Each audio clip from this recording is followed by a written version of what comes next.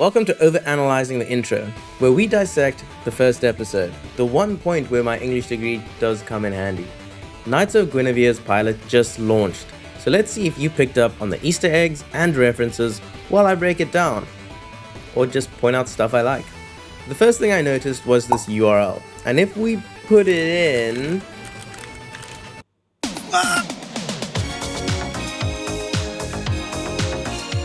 This is actually the link. Don't believe me? The link's in the comments. Just please tell me if you actually clicked it. This is Glitch's first 2D animation. It looks crisp, with Owl House's Dana Terrace as one of the three writers. I'm a massive Owl House fan, so when I heard Dana would be unleashed, I was pretty excited. Especially in a psychological sci-fi horror. And they did not skimp out on the gore. Since this is a Glitch production, we can see N and Uzi from Murder Drones, Pomni and Jax from the Digital Circus, and Mal from the Gaslight District. I'm gonna mention here, in case you're not a fan of the Owl House or follow Dana Terrace, her relationship with Disney was never perfect, from a rushed ending to censorship to the level we may never know. This is why they do take the opportunity to poke a little fun at the mouse in the room. Disney style amusement park, Disney Star, and fireworks. Fairy tale with a princess stuck in a castle. While Gwen has versions we see that generically fit on most Disney princesses, the most one-to-one we see is a version based on The Little Mermaid. There is also Snow White in the promotional poster. Besides the Disney beef, there is a lot more that is being highlighted. Gwen's multiple versions that fit multiple dreams remind me heavily of Barbie, which as well as Disney are massive symbols of late-stage capitalism. Corporatization of creativity, over-consumerism, and commodifying feminism. This fits really well with Gwen's full name, Guinevere. And her story is very loosely based on Arthurian storytelling, but sorry, I'm getting so distracted. Wife of Arthur of Legends. Depending on the version you read, she can be anything. She has previously symbolized love, betrayal, feminine duality. She can be a comfort or a villain. In each story, she is molded to complement the story. It's just very suitable for Gwen's namesake. Oh look, another live-action remake no one asked for. Suck it, Disney!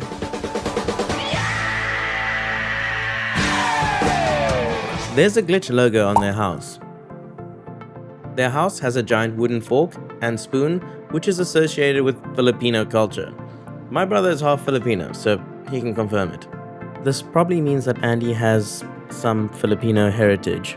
This news article has rock, paper, and scissors being held up by the maniac.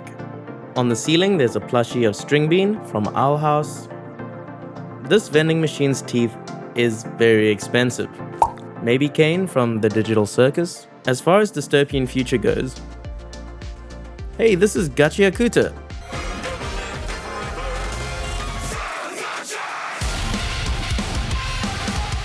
The QR code here takes you to an internet page with a fairy tale about Princess Guinevere. I'll link it just under Rick Keep Rolling Astley. I can't pick out much just from this story, but I think once we find out more, the foreshadowing and the hints will come together, and with that, back to analysis. It's so amazingly poetic that Andy and Frankie couldn't win Gwen in the claw machine, but it's a literal claw that pulls up the real Gwen. Honestly, that's one of my favorite details. The Gwen that Frankie fixed the finger for is the same one that they fish up.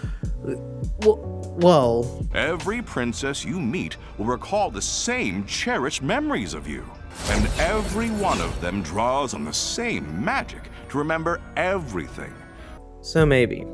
I'm also going to mention that Sparky is Frankie's dad. They never say it outright, but you can kind of pick it up with...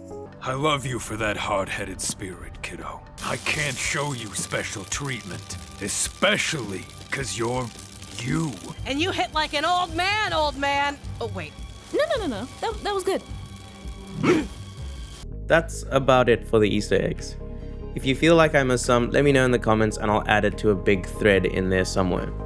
Now let's focus on some theories. When Frankie fixes Gwen's finger, she smiles. From the moment she's hauled up, her face is mostly expressionless. It seems like she's not really functioning. But I'm convinced she was aware the whole time. She pulls her file and shows her finger wiggling, recalling to their first meeting. When Frankie and Andy both visit, we start to see Gwen smile properly.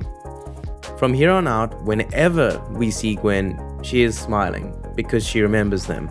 She also screams to warn them of danger and activates to protect them.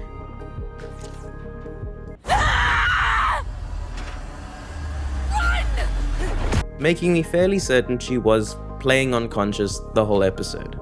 Something we've been teased with is blue lung. It's first mentioned at 302 with newborn babies born blue. But if we look at the Walt Disney man, he has a spot of blue on his forehead, which makes me suspicious. Andy is also in an argument with someone affected by it. And there's blue lung insurance and the like throughout the episode. The most concerning part, however, is that when Andy and Sparky handshake, someone's spit is blue. We know Sparky probably has it because of the blue on his pipe, and you can't really tell whose spit it is.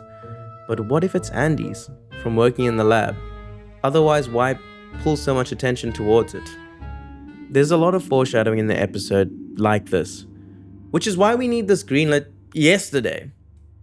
Tell your friends, tell your pastors, tell your comrades and pets. What Knights of Guinevere? I have no idea what the metric for a project being greenlit is, but as of today, 2 days after launch, we're almost at 8 million views. This project oozes passion, and I love how Dana's emotive style just creeps through the animation. With Giguk's Barn coming out today as well, it's an amazing time for independent animation. Overall, I'm excited to have a new production that Dana feels comfortable letting her art and imagination run wild. Actually, that's a good question. Is making this show different to your other shows? Oh, hell yeah. I'm having fun. I've always thought the less constraints artists have to follow a bottom line would always improve the art. There's so much talent under one title, and I'm certain we'll see it greenlit soon. When that time comes, we'll review the whole series, but for now, the pilot is a solid 83. Engaging and fun characters, a gritty world that isn't afraid to be violent, all in an environment that is unique, vibrant, and beautifully animated. Thanks for watching, I hope you enjoyed. If you feel like I did miss out anything, put it in the comments, we'll always highlight it if we do. We're only human. Otherwise, stick around for another overanalysis, check out an anime review, or don't. Until then, see you next time. Cheers.